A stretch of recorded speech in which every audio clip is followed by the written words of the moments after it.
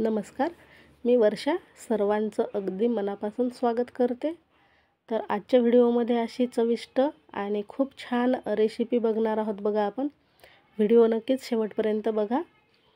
तर इथे आपण हे जे साहित्य घेतलं आहे तर ह्याचं आपण वाटण बनवून घेणार आहोत आधी. तर या मिक्सरच्या जारमध्ये लसूण पाकळ्या टाकायच्या आहेत, हिरवी मिरची, मिरचीचं प्रमाण तुम्ही तुमच्या आवडीनुसार घेऊ शकता. आल्याचा तुकडा टाकायचा आहे आणि हे भरड बनवून घ्यायचं आहे. तर अशा पद्धतीने आपण हे वाटून घेतलं आहे. आता पॅनमध्ये तेल टाकायचं आहे.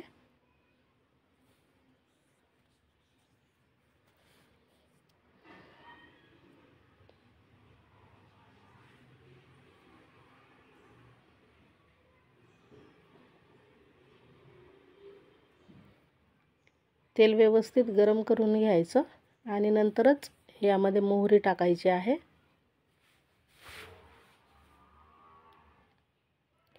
मोहरी छान फुलली किंवा तडतडली की मग यात कोथिंबीर टाकायचा आहे बारीक चिरलेला आणि वाटलेलं वाटण टाकायचं आणि थोडा वेळ परतून घ्यायचं. हे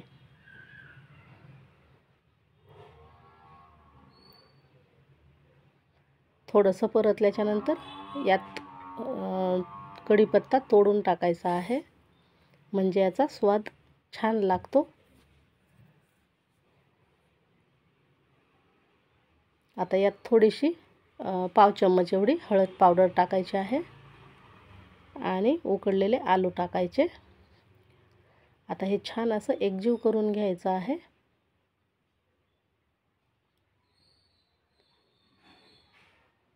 तर इथे बघा हे व्यवस्थित मिक्स झाल्याच्या नंतर कोथिंबीर आणि चवीनुसार मीठ टाकून घ्यायचं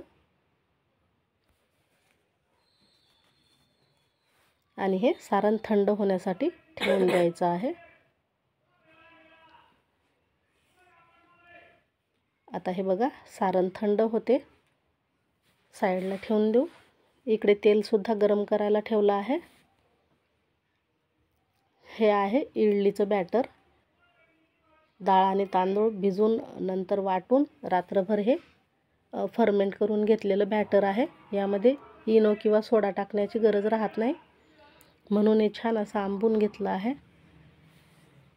आणि तुम्ही पाहू शकता असं मस्त हे बॅटर तयार झालं आहे. जास्त पातळ नाही किंवा जास्त घट्टसुद्धा घ्यायचं नाही. हे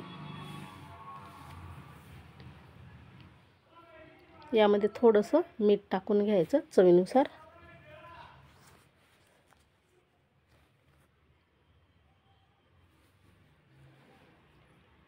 आता मिश्रणसुद्धा हे थंड झालेलं आहे.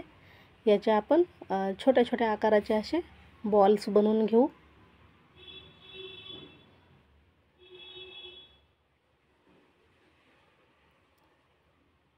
तर असे लिंबा एवढे आपण हे गोळे तयार करून घेणार आहोत. हे तुम्ही चपटेसुद्धा बनवू शकता. मी इथे गोल गोल असे बनवत आहे.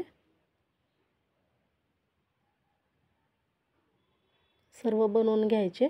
तर इथे बघा आपण तयार करून घेतले आहे बॉल्स.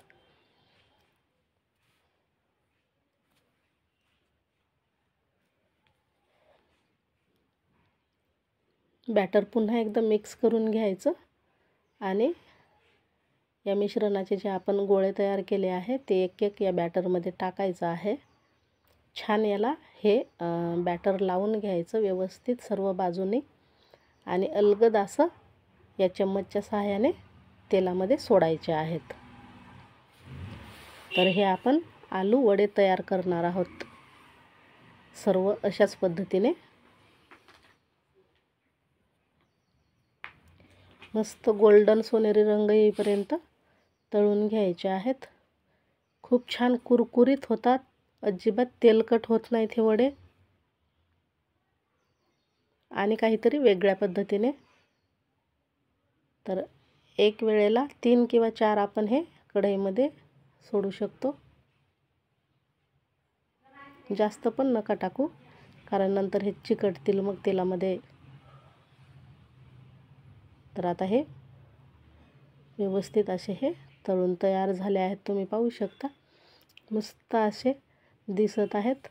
कलरही खूप छान आला आहे आणि अजिबात कळत नाही आपल्याला की यामध्ये बेसन पिठाचा वापर केलेला नाही. इतके छान दिसत आहेत, बघू शकता. आता हे आपण काढून घेणार आहोत.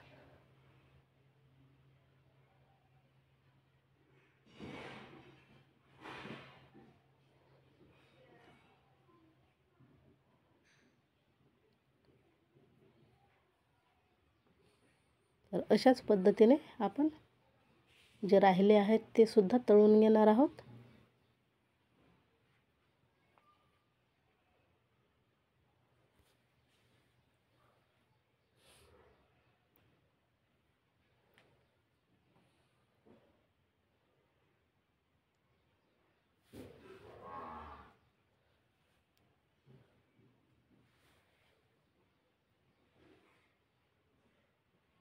मिरच्या सुद्धा तळून घेतल्या आहेत मी 2-4. मस्त अशा चमचमीत ह्या झणझणीत मिरच्या, वरून मीठ टाकायचं.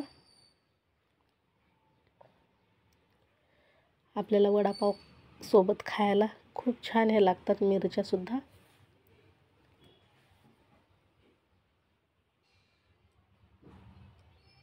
तर हे सर्व वडे आपले तळून झाले आहेत.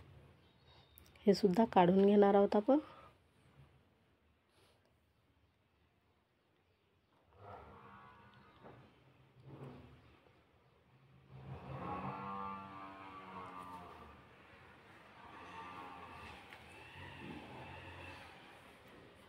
तर आपले हे सर्व जे वडे आहेत ते तळून तयार झाले आहे.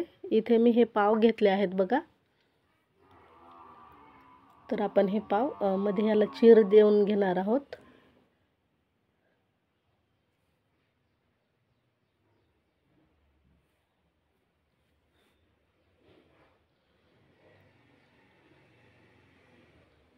यामध्ये थोडीशी शेंगदाण्याची चटणी टाकणार आहोत. अगदी थोडीच टाकायची आहे. आणि मस्त हा गरमागरम असा एक वडा ठेवायचा आहे पावमध्ये.